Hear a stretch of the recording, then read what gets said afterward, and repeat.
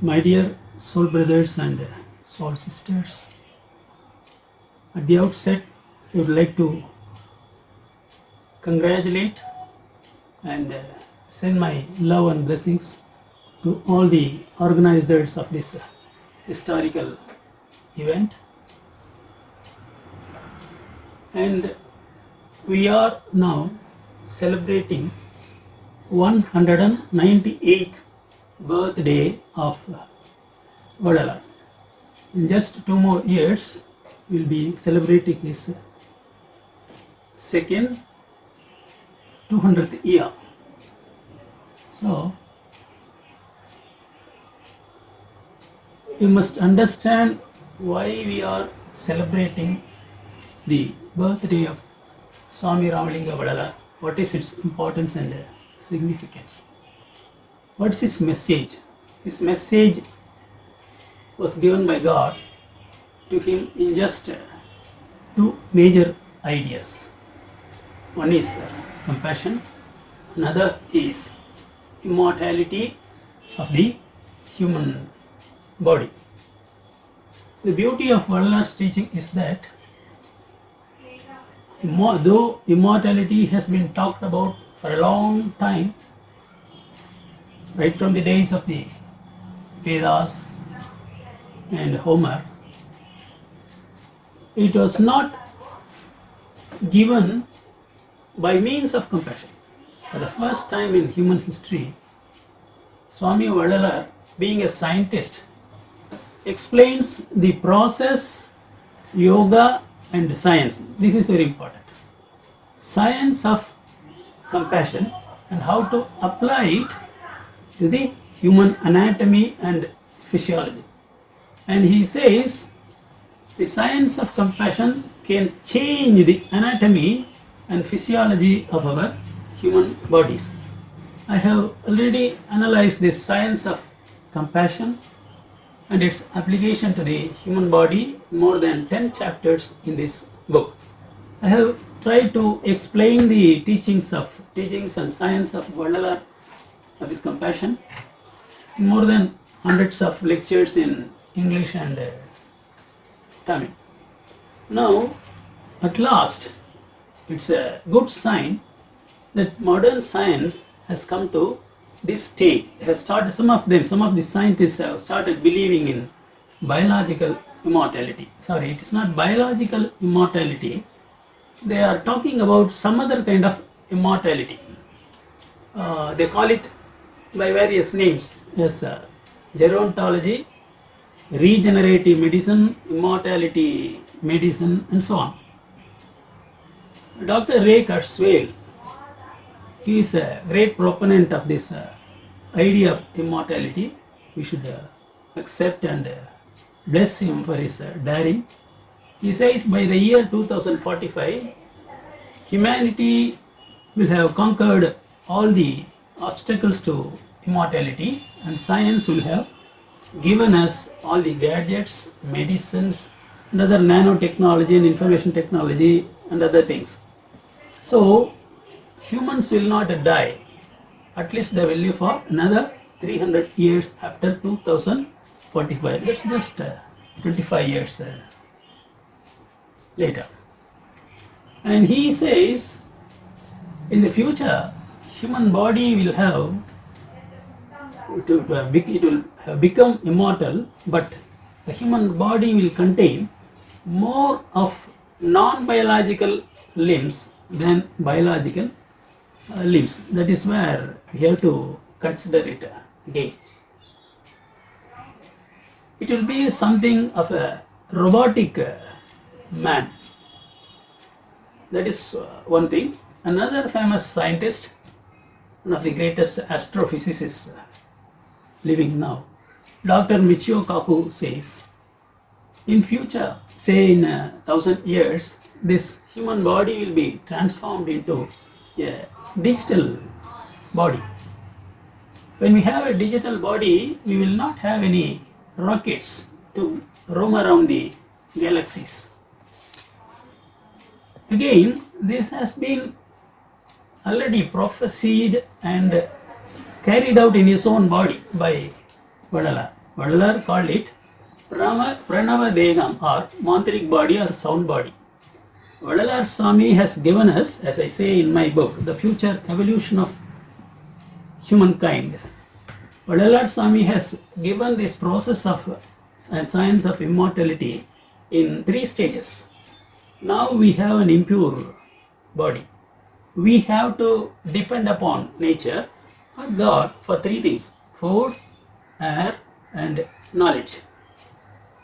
And Swami says in future this body, physical impure body, will be transformed into 3 more bodies. That is the future evolution of humankind according to Vadalar. What will be this impure body will be first transformed into a pure body, and that pure body will not rely upon nature for its food, and then this pure body will be transformed into a sound body or pranava body, like that of the angels. And this pranava body will not need air or atmospheric oxygen for its survival, because it will produce its own food in the form of amrita and its own form of air. It is called Vega Kal or Tadaipada Kal. Well, it is everywhere. Prana is everywhere. That is the principle that makes everything move and act. So that pranava will be directly inhaling. So in the pranava body, we will not need not only food but also air. And in the final stage, the 3rd stage of the body is called Gnostic light body or body of light of compassion. The whole body will not have these 7 tissues, bodily tissues like skin, muscle and bone and blood, nervous tissue. But it will be composed of the matter of compassion. According to Vadalar Swami, even God he defines as Arutperum Jyoti. Jyoti means light. Peru means infinitely vast. And Arul means absolute compassion. So if you translate Arutperum Jyoti into English, now we have the supreme light of infinitely vast compassion. That is God itself. So he redefines God himself as a principle in nature, and he says the ultimate form of matter or consciousness is called supreme compassion. According to Vadalar Swami, there are only 6 kinds of matter. First is inorganic matter, next is organic matter, after that mental matter. That is where our humanity stands. Mental matter, and then soul matter or psychic matter, and then spiritual matter or Anma, and then finally God or the supreme being. It is the compassionate matter.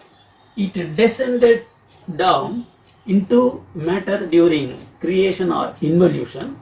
Now we are going back through the same rungs of the ladder of evolution. Now we are at the 3rd stage. We have to climb back 3 more steps. Now we are at the thought level. We have to climb to soul or psychic matter, and then Anma or spiritual matter, and then into divine matter of compassion.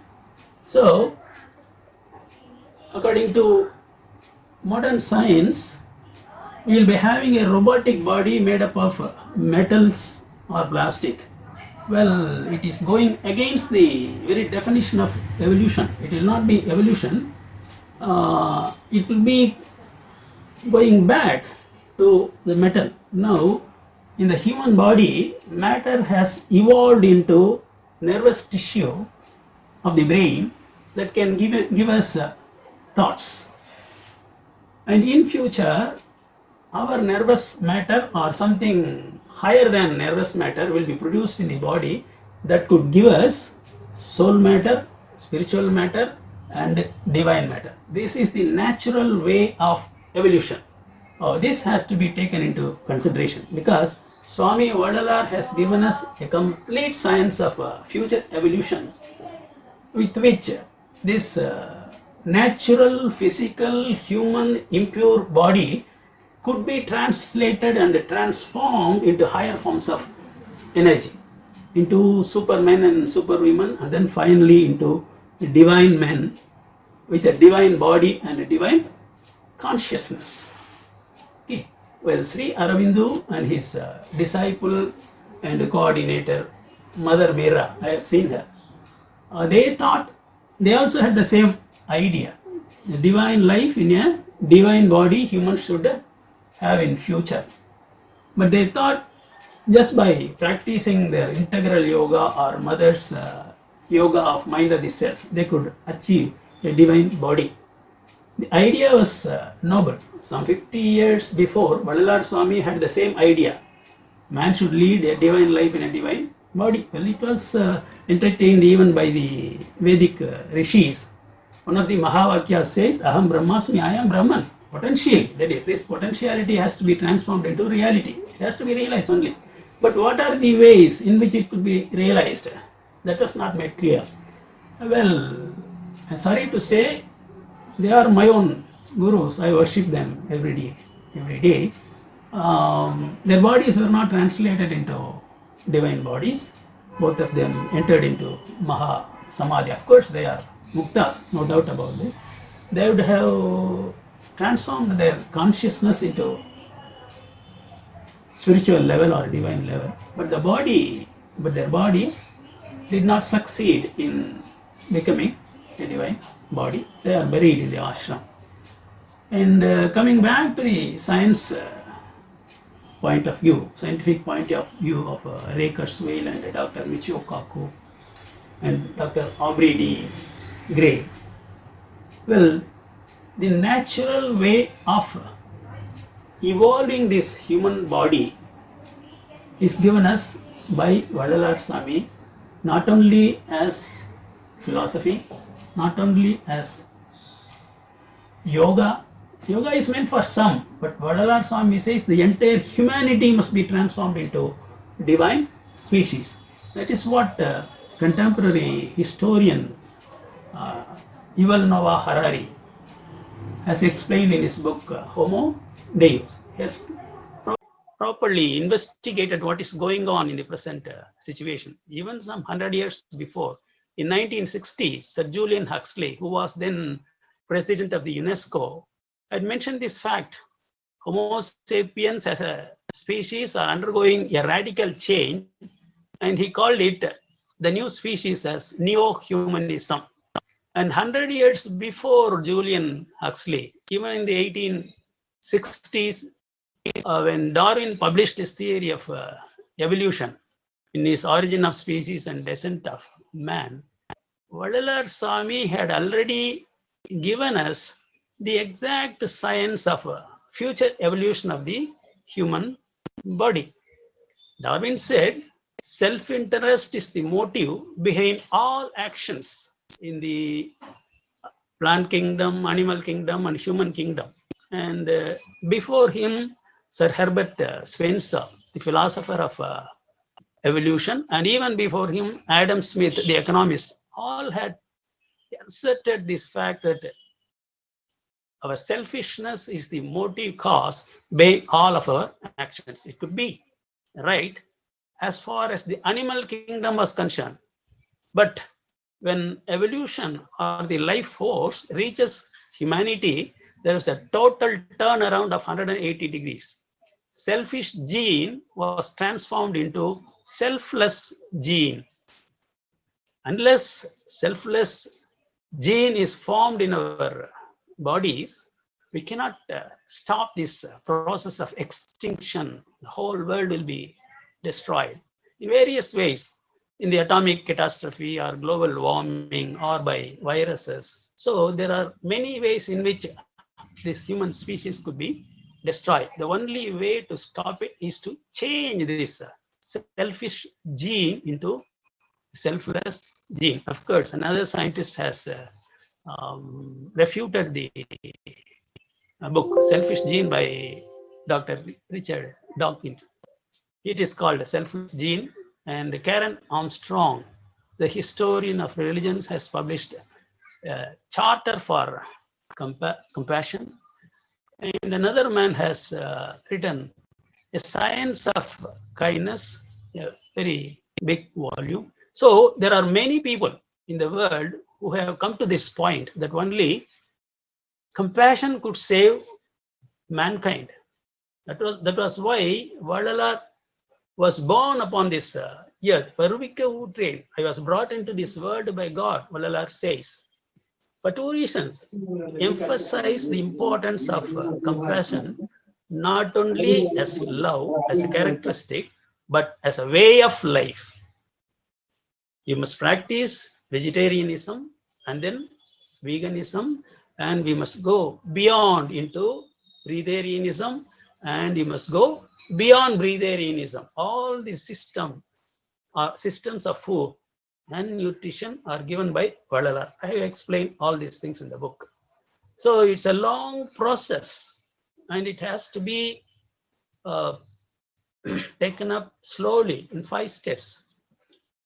So at last we are given a complete science of evolution, future evolution of mankind. That is why I call Vadalar as the father of future sciences. I have analyzed some 20 departments of science, and in every department, Swami has given us more advanced knowledge of future, more advanced knowledge of future. I have explained most of the things in my lectures, and tomorrow also I will try to explain something when the time given to me comes. So, in brief, we are celebrating the 198th birthday of Vadalar. Why we celebrate it? Because the unique message given to us by Vadalar was this. Actually, it was not given by Vadalar, it was given by God himself. God himself said to him, according to Arulvilakka in Tiruvuruppa, says, கொலை புரிவார் தவிர மற்ற அனைவரும் நின் குலத்து மக்களே நீ என் குலத்து முதல் மகனே. Let me translate it into English. God said to Vadalar, my son, with you, a new species of God men, divine humanity, is being born. You are its first child. En kulam, divine species. A new divine species was born with the advent of Vadalar in 1823, 5th October 1823. That was the birthday of Vadalar. So you can divide history into 2 sections, before Vadalar and after Vadalar. You look at the history of science, technology, and the idea of the global family, Vasudeva Kudumbam in Sanskrit. So you can see a lot of changes. You can see the acceleration of scientific research and technology with which science provides us with all our provides and satisfies all our vital needs like food, knowledge, and all these things. There will be a radical difference. What happened in some 5,000 years of history, now more than that has happened in the last 150 years. I think Vadalar is behind all this latest progress. So we are celebrating the right scientist in the right way, and soon I believe compassion will be accepted by modern science. It is a real science. I have explained it all in this book. I don't have to repeat it. I don't have the time. There are other speakers waiting for giving their own ideas. So the theme of this first international conference or seminar on the teachings of Vadalar on compassion and biological immortality, I am once again congratulating the organizers and participants of this conference and wish you all a success. Thank you.